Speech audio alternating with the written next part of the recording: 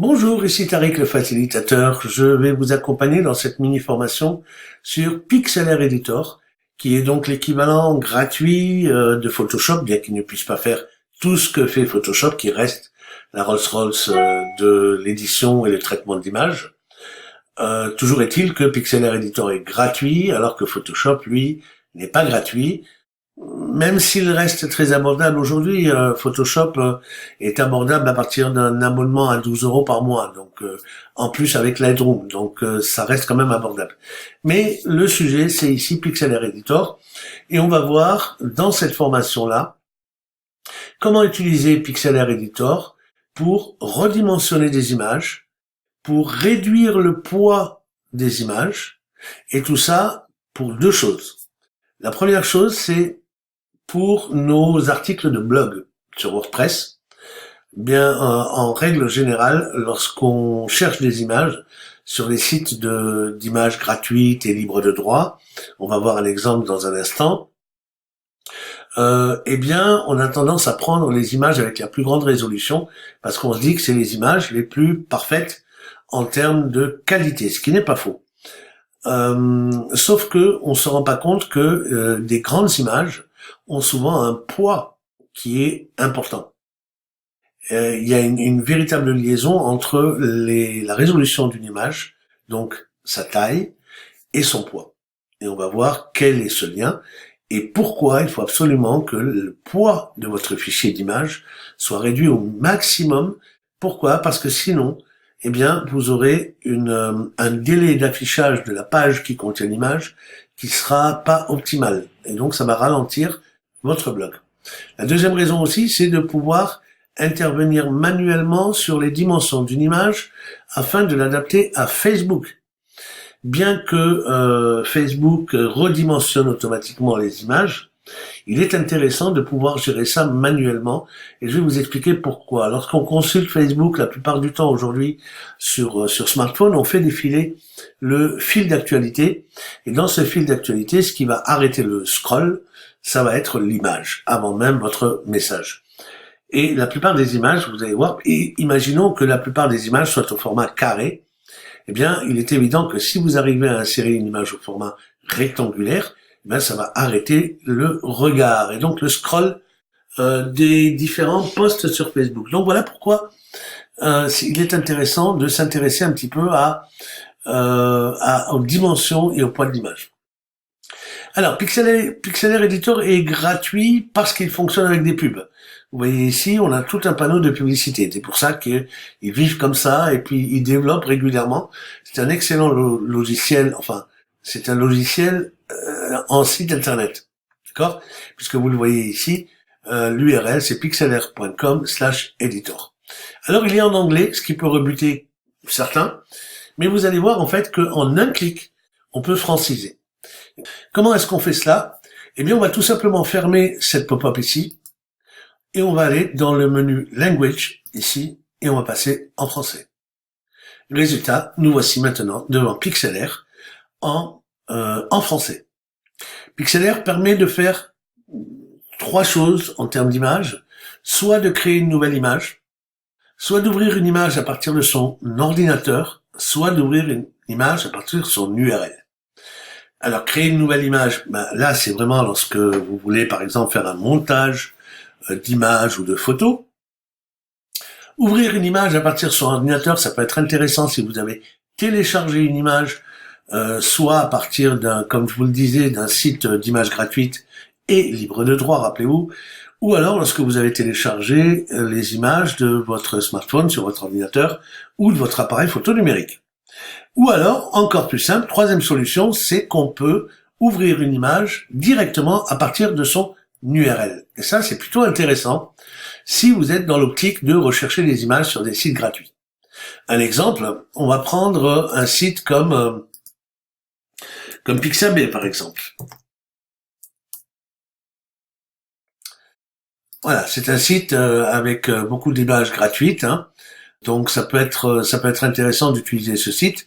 Imaginons qu'on recherche une voiture dans un paysage, une voiture un peu rétro, on va chercher une voiture. Là, on va avoir plein de voitures. Voilà, rétro, moderne. Tiens, prenons celle-là par exemple. Et là, on a le bouton téléchargement en vert. Donc, on va cliquer dessus. Et là, en règle générale, vous voyez, on nous propose différentes résolutions, sous-entendu différentes tailles d'images.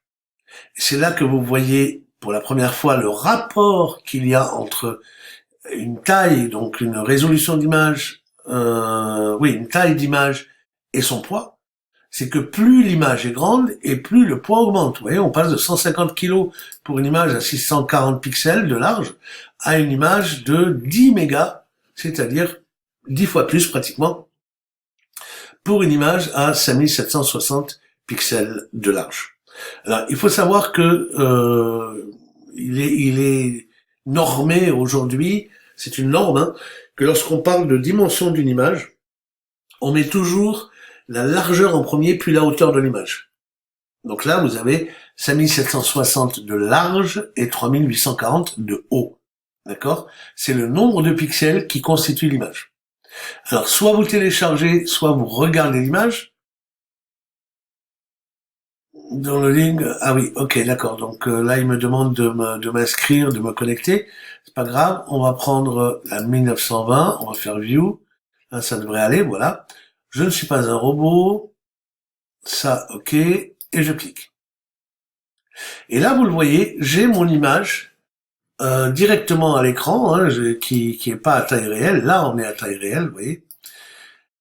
Et surtout, j'ai l'URL de l'image ici. C'est ça qui m'intéresse, parce que j'ai même pas besoin de la télécharger, l'image, en fait, dans ce cas-là précis. Hein. Je peux copier cette URL, retourner dans Pixlr Editor et lui dire je veux ouvrir une image à partir de son URL. Voilà donc, j'ai collé l'URL et j'ouvre. Vous voyez que Pixlr a directement importé depuis Pixabay l'image et me l'a ouverte. Alors on constate deux choses. On constate une première chose ici que on a accès aux dimensions de l'image. Vous voyez en bas ici 1920 par 1280. Je vous rappelle 1920 pixels. Les pixels, vous pouvez les voir lorsque vous faites un zoom grâce ici au panneau navigateur. Ce sont des panneaux flottants. Hein. D'ailleurs, le panneau promotion, on n'en a pas besoin. C'est un panneau pub. Comme là, ici, vous pouvez pas supprimer cette barre de pub, malheureusement. Hein. Alors, par contre, ce qui est intéressant, c'est que ici, si vous zoomez très très fort, vous allez pouvoir voir le fameux pixel. Voilà, vous voyez ces carrés.